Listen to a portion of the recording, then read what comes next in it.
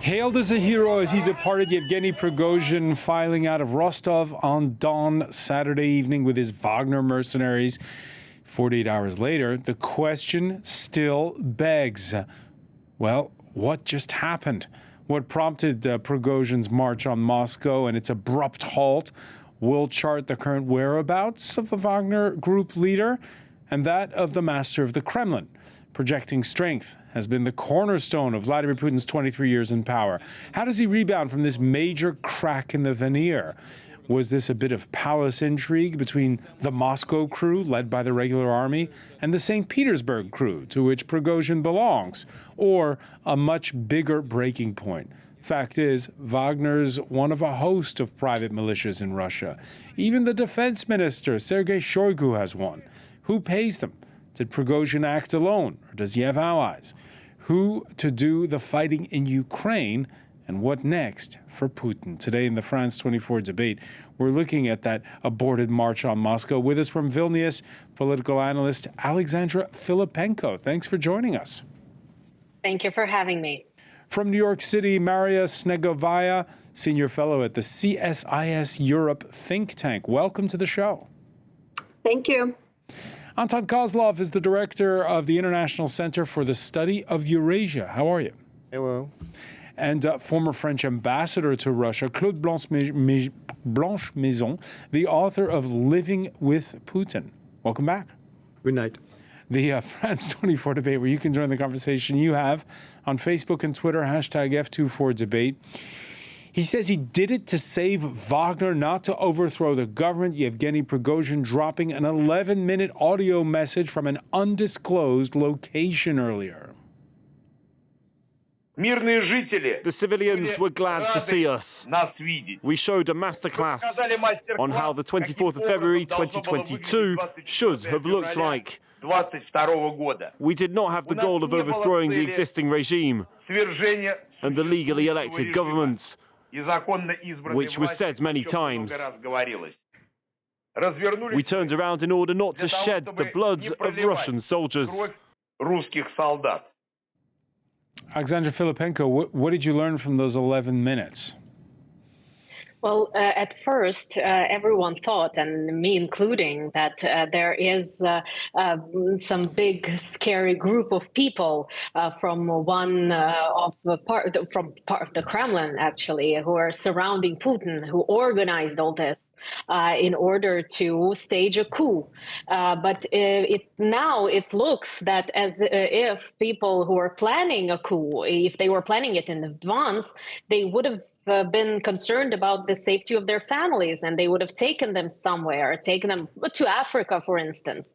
And the fact that the families of those Kremlin the oligarchs and people close to President Putin ended up at the disposal of the Russian security forces so quickly, it can be seen as the indirect, let's say, evidence that the uprising was somewhat spontaneous.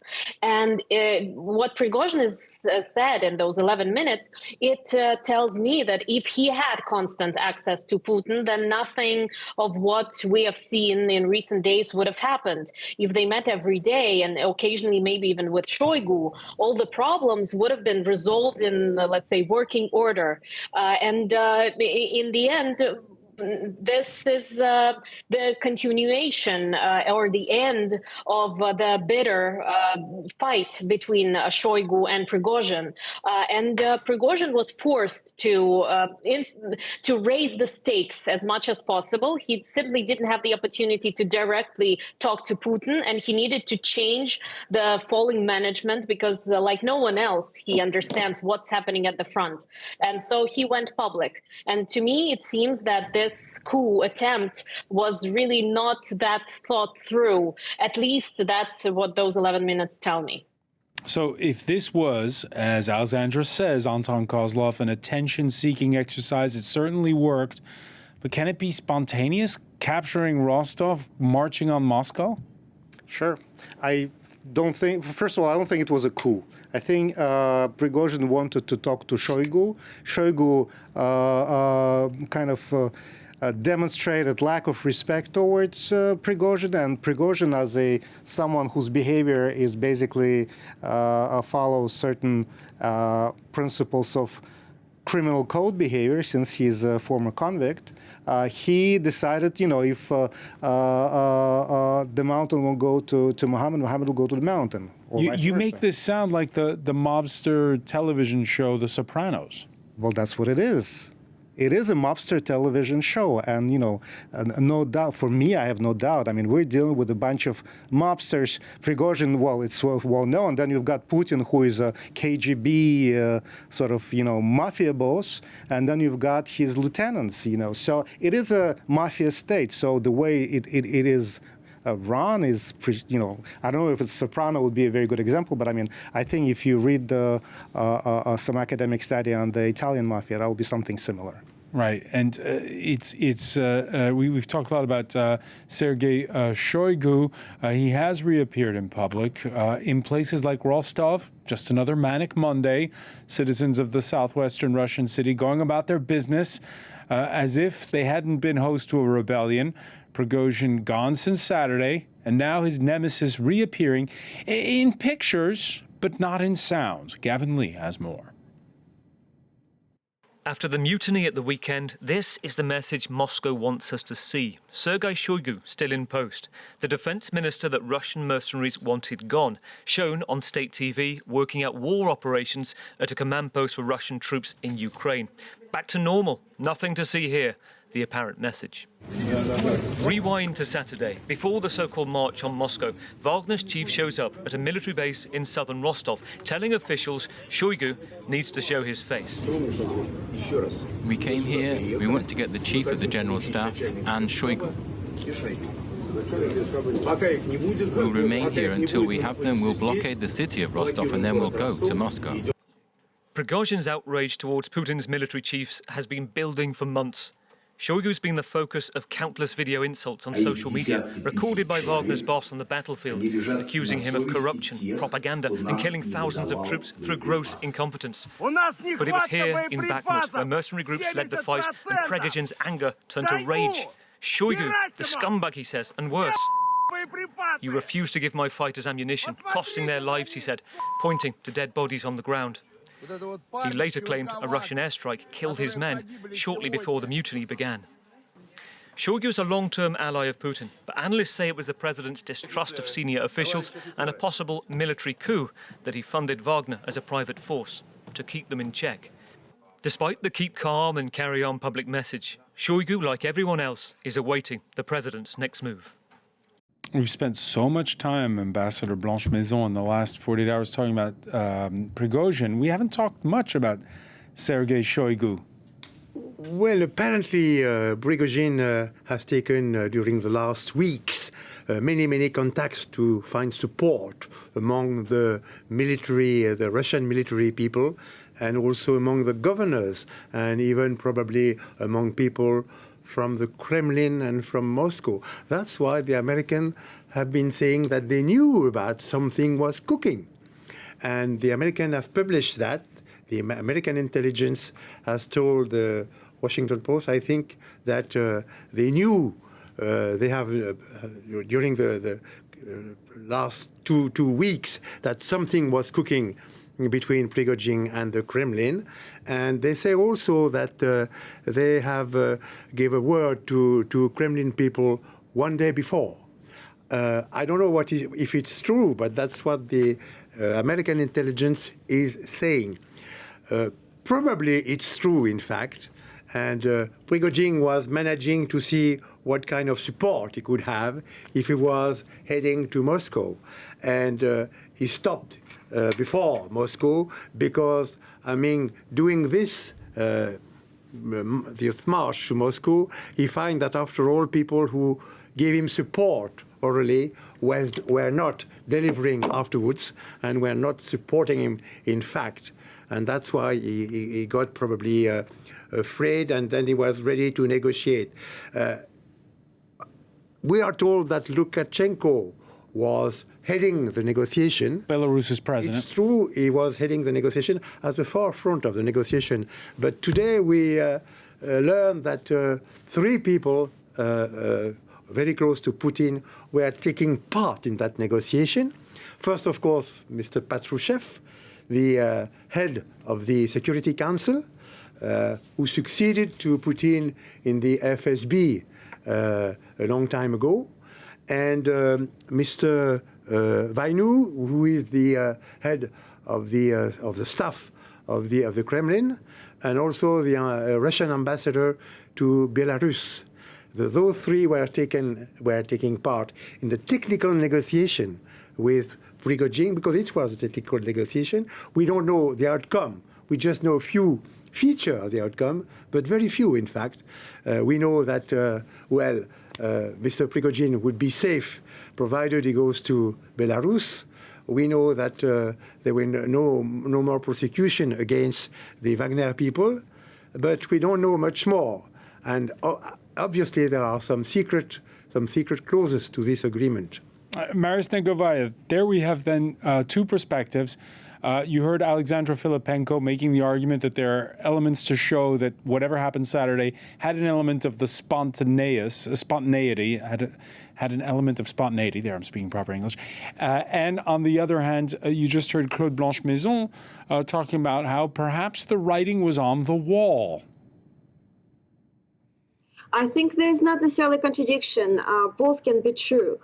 We know, as a matter of fact, as it has been stated, that the preparation by Prigozhin has been unraveling for weeks, because that's something that the U.S. intel has been following, and there's no reason to think that they're not telling the truth. At the same time, it feels like Prigozhin acted a little bit too soon, too early. For him to succeed, one would have needed some more serious, for example, breakthrough on the Ukrainian side of the front. Then he might have had more military battalions, for example, on his side. But we know, right, that one of the reasons why he acted so fast was that, as he claims, his troops were bombed literally by the Russian army. And that's what was the final trigger that made him act so fast. And that's one of the reasons, perhaps, that his mutiny was not as successful as he probably expected, that he wasn't able to make as many people and battalions pledge their allegiance to his cause. And as far as Sergei Shoigu goes, can you just explain for our viewers here? He's Russia's defense minister, a longtime ally of Putin. Why didn't he take the call? Well, the Kremlin in general, and Putin in particular, Shoigu is just a shadow of Putin. I say in that regard, he has no independent political agency, and he essentially just acts on Putin's orders most of the time. That's one of the reasons why he is disliked by many in the army. Right, he's not seen as an independent political figure. Plus, he has no a lot of military background before he was appointed in the army. But in the Kremlin, there is this belief that you do not surrender to any calls, any pressure from outside. And certainly, Prigozhin in particular is seen as an outsider. He's not a member of the system. The way Prigozhin went about it also really kind of undermined this power status of Gerasimov and Shoigu, and hence, if anything, made them probably more reluctant to essentially comply with his demands. So that's a typical tension that often emerges when the Kremlin faces certain challenges.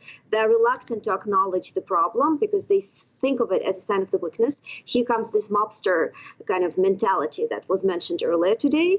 And as a result, unfortunately, this creates this vicious cycle that the problems are not addressed, they accumulate, and this leads to this explosion that we observed last weekend. It's a wise man or woman who knows exactly what's going on inside the Kremlin. Alexandra Filipenko, what can we say about, are there 2 camps, those like Prigozhin who come from St. Petersburg and those that are more sort of, I could say, the Moscow side of things? How does it break down? And also people inside of the orbit. A lot's been made of these 2 brothers, the Kovalchuks, who are also from St. Petersburg. Well, I think that there are more than two groups in the Kremlin, and they don't necessarily divide into Moscow and St. Petersburg. They more divide to the close circle of President Putin and from his younger age, and the outer circle, let's say, for President Putin. And in addition to political consequences of the story, of course, there will also be administrative consequences, including for Mr. Patrushev that you already mentioned, and for the oligarchs who are close to President Putin, like the Kovalchuk brothers. The Kovalchuk brothers are one of the closest allies of President Putin. They are known as the ones who profit from the war in Ukraine quite a lot. And we heard Prigozhin brilliantly answering the question that everyone seems to be asking, in Russia at least, everyone seems to be asking, who is to blame? And who is to blame? And what if Prigozhin says? Prigozhin says it's the oligarchs. The oligarchs are to blame. Shoigu is to blame. Gerasimov is to blame. Those people who decided to rob Ukraine, who decided to start the war in order to rob Ukraine. So this is a simple answer. And this is a massive crack in the Kremlin wall. So Prigozhin understands that those close to President Putin are very wealthy. He is one of the oligarchs, actually. We shouldn't forget that he is one of those who always wanted to be at the big boys' table. He always wanted to be in the Kremlin. He wanted to be one of the politicians. And now what we see that Abramovich flew to Istanbul. Roman Abramovich, one of the closest allies and an oligarch, also very close to President Putin, he flew to Istanbul when President Lukashenko's airplane was landed there. We don't know if Lukashenko was there. Kadyrov, a close ally of Prigozhin, he supported Putin, actually. Shoigu was expected to fight the Wagner in Voronezh, but it didn't happen. And, well, it's understandable that there are more than two groups in the Kremlin. And all of those groups, they have some oligarchs on their side. But the biggest ones, the most important ones, the ones that Prigozhin himself, an oligarch, mentions, there will be consequences for them too, because Prigozhin is now, he opened the door for himself. He helped himself in to that big boys club, to the table. Although now we see that he retreated to Belarus, so we still don't know what is going to happen next. But in any case, he is a big player right now, a big player of Russian politics, even though he made himself so many enemies among those all-powerful men. But we also see how Russian junior officers like Prigozhin, how they support him. And the fact that Prigozhin is saying some of the words that Russian opposition is saying, that's fascinating. Yeah, and we saw at the beginning of the program those cheers for some of the people in Rostov-on-Don. Again, an 11-minute audio clip. We don't have confirmation that Yevgeny Prigozhin is in Belarus. We don't have confirmation that those images we saw of Defense Minister Sergei Shoigu are filmed today. There's no sound on them. And we also had images today of Shoigu's boss, Vladimir Putin, reappearing. And I quote, "Dear friends, I congratulate you on the opening of the International Industrial Engineers of the Future Youth Forum," he says in this pre-recorded message, which may or may not be from the Kremlin. Anton Kozlov, your thoughts on the whereabouts of Russia's president right now? Well, I don't know where he is. I mean, he might be in Moscow, he might be in Valdai. It doesn't really matter. He is in power.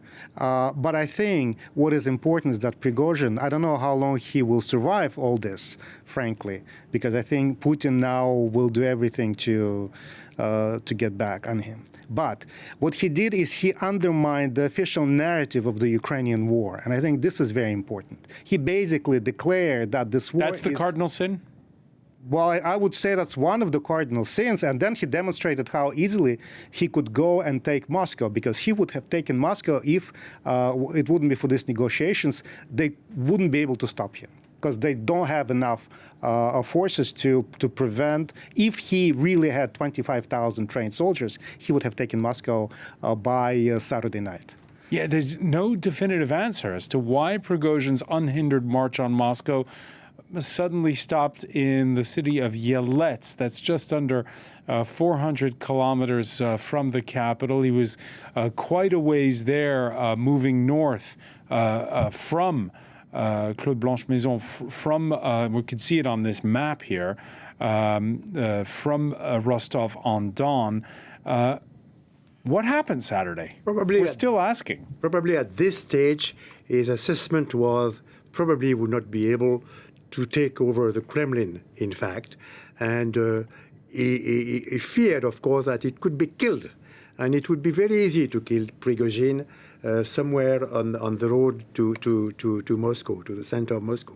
So I think at that stage, and anyway, I am not sure he wanted to take the seat of Putin. He wanted Shoigu to be ousted. He wanted the head of the chief of staff of the army. And do you agree with Anton Kozlov that he could have marched on to Moscow unhindered?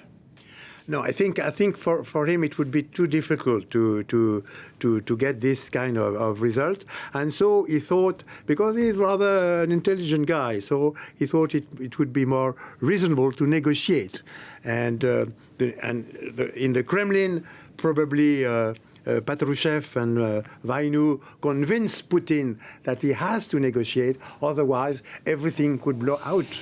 And it would be a bloodbath, in fact, in Moscow. So both of them had to avoid this situation. I don't know what the Americans have done. Probably they were aware of it, and the stand of the American was, of course, not to take side. But the American, we know that they don't want chaos in Russia, because Russia is a nuclear state with 5,000 nuclear heads, and they don't want to see any kind of chaos. So what role could the United States have played? We've heard Russia. Joe Biden deny any involvement in anything. In fact, they couldn't say it, but they were not in favor of the Prigozhin initiative, because it could bring chaos in Russia. But what could they do about it? They can state it, but they maybe they told Kremlin one day before. Maybe they did. We don't know. Oh, I'm sorry. I think the real question. I'm sorry. Go ahead. No, I'm sorry for interrupting. I just wanted to add to what you're saying is Putin likes to scare Russians, saying that the West is dreaming of dismembering and taking over Russia. And the next time anyone tells me, for example, or any of the Russian officials says something like that, I would like to notice that during those 2 days when there was panic and turmoil in Russia and the power was actually just lying on the ground, the West just looked at it with awe, with surprise, but made no attempt to seize and dismember anything. All those who are going to seize and dismember something in Russia, it looks like they live in Russia. I'm sorry, that's only I wanted to add. Anton Kozlov. No, what I want to say is that the real question for Prigozhin would be not whether he could take Moscow. I think he could. But once Moscow was his, what would he do there? Because he had no legitimacy to become the president or the chief executive, whoever. Putin would retreat to Valdai or wherever, and it would be a situation of stalemate where he wouldn't have any leverage to do anything. And he understood that very well, that he can take Moscow, but it's like Napoleon in Moscow in 1812, you know? So you take Moscow, what do you do next? Maria Snegovaya, what happened on Saturday exactly, in your thoughts? That's a lot of responsibility to answer that question. So I first of all wanted to add one quick thought on the role of the international community. Very worrisome signs to me right now is the panic that spread across the West as a result of this adventure by Prigozhin, that Russia will now be occupied by this arguably even more dangerous nationalistic groups and in possession of the nuclear weapons. I really hope that does not translate in the future into pressuring Ukraine into some sort of settlement if the West becomes really scared about destabilization of Russia, because we should all understand that our goals still remain the same, the victory of Ukraine, even if, of course, it shows already how Russia is obviously not winning this war, and that leads to internal cracks and really serious problems. Back to your question, of course, I just want to flag that there's a lot that we don't know in the situation. On top of everything else, like why did Prigozhin start this escapade and what he was hoping to achieve is still somewhat in flux, right? There's something else, Maria, if I may. You have Vladimir Putin in the morning talking about traitors, going on national television, and then a few hours later, as Ambassador Blanche Maison just said, negotiating. So meaning that Putin also was shifting his stances. Is that what you're assuming? Yeah, that's what we clearly have seen.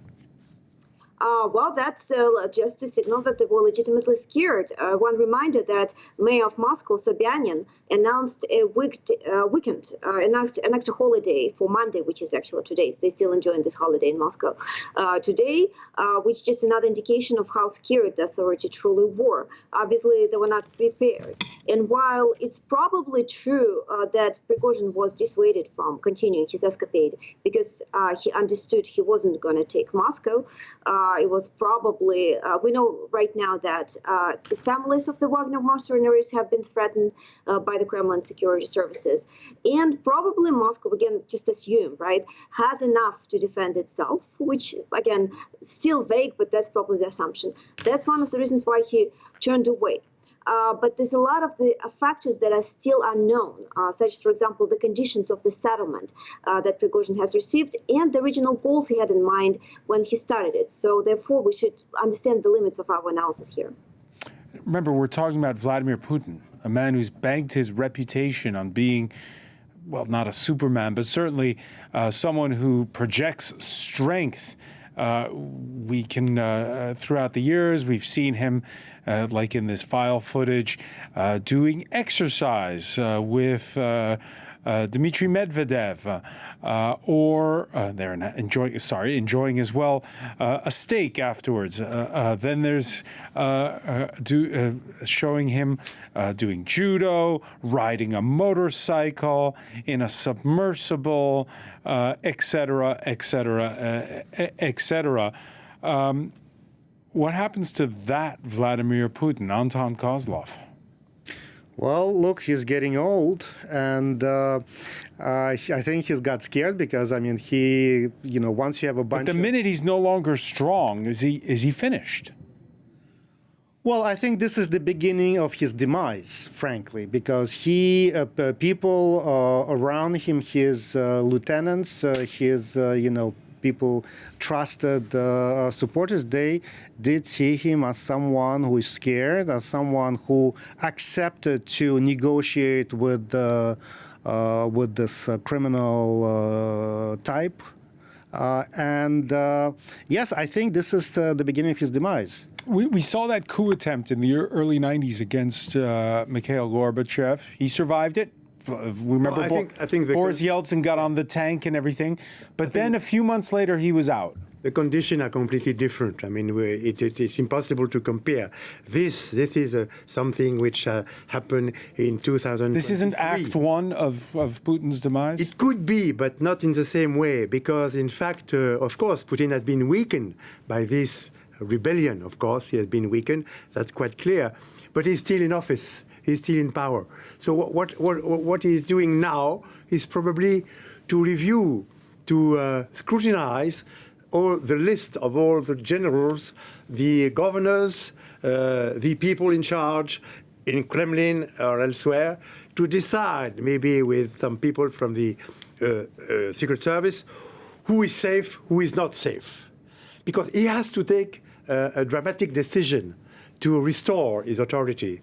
And the decision... Right, he can't purge 25,000... He will purge. He'll purge? He's going to purge, probably. Purge who? The administration. because obviously he can't purge the Wagner mercenaries. There's 25,000. That's something different. But obviously, I mean, some people have been complacent with Prigozhin and have let him to take power. In fact, in Rostov-on-Don, and then in Voronezh. But elsewhere in Russia, probably some people were just waiting in a waiting position to see what will happen. Very few governors have given support to Putin during these 24 hours. Very few generals have given support to Putin during these 24 hours, except the one who is number 2 for the operation in Ukraine, Sorovikin. He gave on television support to Putin and asked the people of Wagner to give it up. But apart from him, very few public declaration. And nobody knows where Gerasimov is. Is he in hiding somewhere? Is he sick? He disappeared a few months ago. It's a big problem in a country whose military is very top-down and where you want to see the top brass all the time. Well, you don't really have to see them, but they should be in charge. But I think for Putin to stabilize the situation, the only real way to stabilize the situation is to find somehow how to end this war. Because this war, as long as it drags on, is going to be a very important factor of destabilization, and it's going to contribute more and more to his demise. Because that's the only, I mean, we've seen that in Russia before, in 1904, the Russian-Japanese War, the Crimean War, the Afghan War, the First World War, you know. This is a very important source of instability. Alexandra Filipenko, did you count heads over the weekend to see who was backing Vladimir Putin in the high halls of power and in governors' ships across Russia? Yes, that was very interesting to follow, and not only those who supported, but also those who fled, also those who turned on the engines of their private planes and left Russia very, very fast. And this vertical of power, it looks like by refusing to obey the military leadership and then Putin himself, Prigozhin is maybe not destroying, but he is making the cracks in this vertical of power. And I think it's not accidental that you mentioned 1990s. And Putin's legitimacy was based a lot on stability. Putin has been saying for years and years, thank God it's not 1990s. It's not those horrible years. Those horrible years are actually was a difficult time, of course, for Russia. It just after the collapse of the Soviet Union, the economy was down, but there was liberalism and democracy was thriving. And Prigozhin's conflict with the system definitely destroys Putin's trump, or takes away Putin's trump card, I should say, from Putin. And it's his main trump card in the eyes of the mass electorate, the idea that his rule is the era of stability. And Prigozhin actually turns the tables and he shatters the myth of stability with Putin. So yes, I was trying to follow who is announcing the support for President Putin. And it was an interesting answer also from Kazakhstan, from the leader of Kazakhstan, that it's the internal situation in Russia, that they do not want anything to do with it. And this looked quite nerve-wracking for everyone inside and outside of Russia, of course. But I think most importantly, it was nerve-wracking for everyone in the Kremlin. And it looks like Prigozhin, he did at least one thing that the Russian opposition could not do for years. It could not destroy this vertical of power. And that is what it didn't disappear, of course, but I think now the ruling class understands that they have to switch to being more autonomous and trying to find some allies elsewhere.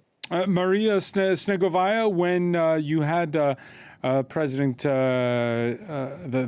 Kazakhstan stating we don't interfere in Russia's domestic affairs. Did you read that as a message of support for Vladimir Putin or as distancing himself from Russia's president?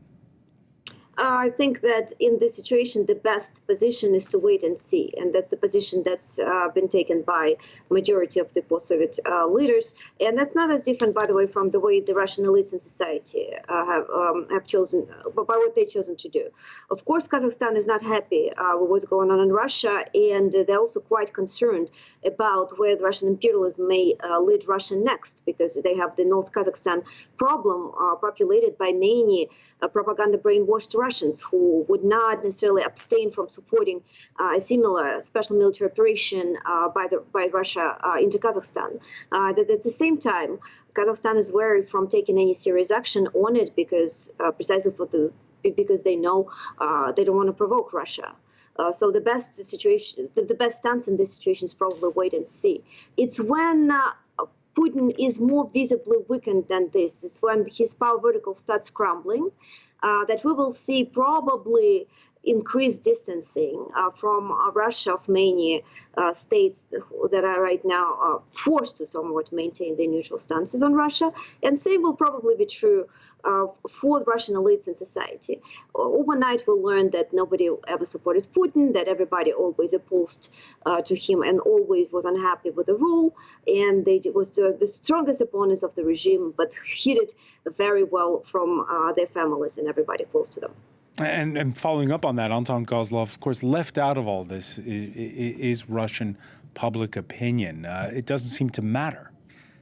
Well, the Russian public opinion had been manipulated and had been basically falsified by all those official opinion polls. So I think basically you can have a certain idea if you read either those independent publications or the independent Telegram channels. But I frankly, I think the majority don't really care. I also found quite interesting that a lot of people, don't really a lot care. of young people were cheering and kind of enjoying this ride with Prigozhin because it looked like fun, you know. And if you look at all those memes that appeared following the beginning of the coup, I mean, it was practically Saturday Night Live, you know. So I think I don't think people really kind of had taken it that seriously, you know, because, well, I mean, they've seen it all. There's a war going on. A lot of people get killed. So this looks like more of a circus than anything else, you know. More of a circus to ordinary Russians. We have a lot of Russophiles at the International Affairs Desk, and they've been watching a lot of TV this Monday. They've noticed a few more nature documentaries than usual on state television. Still, Sunday night, talk shows were squarely backing the boss. Such a stab in the back. You can't do that. When there is such fighting going on, when we need to be united and suddenly an act like that, it's pure treason. We support the president. Prigozhin and his men went too far. That's what I think. He got caught up in his venture. He'll regret it, but it'll be too late. In any case, Putin will win. Alexandra Filippenko, have you been watching Russia 1 the last 24 hours? Yes, I have been watching, and I feel sorry for anyone who has to watch it. But yes, it was quite interesting to see how they were trying to understand what should they say, because they are used to just repeating everything that Kremlin is telling them to say. And I must say, I think you were quite surprised when you heard that a lot of Russians, they do not really care. And I remembered that Alexei Navalny's Alexei Navalny used to call his blog, when he was a blogger many years ago, almost 20 years ago, he used to call it the final fight between the good guys and neutrality. Not the good guys and the bad guys, but with those people who are neutral, because Putin's main idea is to make people not care about politics. He wants people to think that they cannot decide anything, that their vote doesn't matter, that they shouldn't even go to the voting booths. And this is why I think now the Russian society, after those 23 or 24 rather, because President Putin became prime minister in 1999. So for those 24 years, Russian society has been brainwashed not only to love and support the leader, but also just to be neutral and not care about politics. And in those television shows that I unfortunately had to watch in the first channel and on the all Russian propaganda channels. At first, I must say that some of the figures, some of the main figures, like Margarita Simonyan, the head of Russia Today, they were missing. She didn't know what to say, and she decided to stay silent. And some of the other most important figures of Russian propaganda, they stayed silent. Some said some unexpected things, but mainly they all were trying to navigate this situation. They're not used to saying what the situation is. They're used to only repeating what Kremlin wants them to repeat. So this was quite interesting. And also it's quite interesting because the anti-elite message of the patriot Prigozhin now reached those groups that refused to accept it when it was the same things about oligarchs were voiced by the quote-unquote traitor, that's how he's called in Russian channels, Alexei Navalny. So it's quite interesting how they tried to spin it, and I think they failed mostly. Are we making a mistake here? Or is this a battle that's not playing out on television, but more on social media, like Telegram? Well, I think you definitely, if you want to see the variety of opinions, you should go. But is that where Russians are going? Well, a lot of young people, yes. I think if you want to see what the generation, 18 to 35 or 45 things, you should go and read those channels because the television in Russia, it's all state controlled, so you don't get anything out of that. But what I wanted just to briefly to add to Alexandra's statement, it's interesting. A few months ago, maybe less, Prigozhin talked about Navalny, and he said that Navalny's role in Russia was positive, and he would never jail him because he was doing a very good job to keep those oligarchs and corrupt bureaucrats checked. So this is very interesting. It is interesting, and we are speaking of social media. Images there appear to confirm the claim by Ukraine's military that a lot of craft came down from the sky on Saturday. A Russian Air Force craft, an Ilyushin Il-22M airborne command post platform, shot down near Voronezh on the road between Rostov and Moscow. Russia also lost 2 attack helicopters, 4 transport helicopters. That's a lot, Claude Blanche-Maison. What's going to be, if it's confirmed, what's the payback for this? That's, of course, a very serious setback for Putin and for the government. But obviously, that has been taken into account in this big negotiation during Saturday, the full day of Saturday, and that it has been decided to put this aside, not to talk anymore about it. And obviously, there will be no measure taken against that. I would like to say that unfortunately, Putin has not now, he wants always to be a candidate in the next election in March of next year. That's why he never wanted to declare martial law, because if there is martial law, probably it would be impossible to conduct elections. There is no much difference because anyway the elections are trunk elections. But that's his opinion, and he will go on with the war in Ukraine, still calling at that special military operation. Special military operation, despite the fact that Prigozhin dismantled this myth, narrative. Marius Negovaya, we're out of time. When does the other shoe drop and how? I always get like the easiest questions in this show. I think certainly 2 things that I wanted to flag. First of all, Wagner in a lot of ways unique. It's one of the best trained military groups in Russia altogether, and they're also one of the best armed, one of the most experienced ones. So for the next challenger to emerge, it's going to take a while to match the capabilities that Wagner possessed. In that sense, Wagner is unique. Having said that, the blood in the water and the sharks out there have sensed Putin's weaknesses.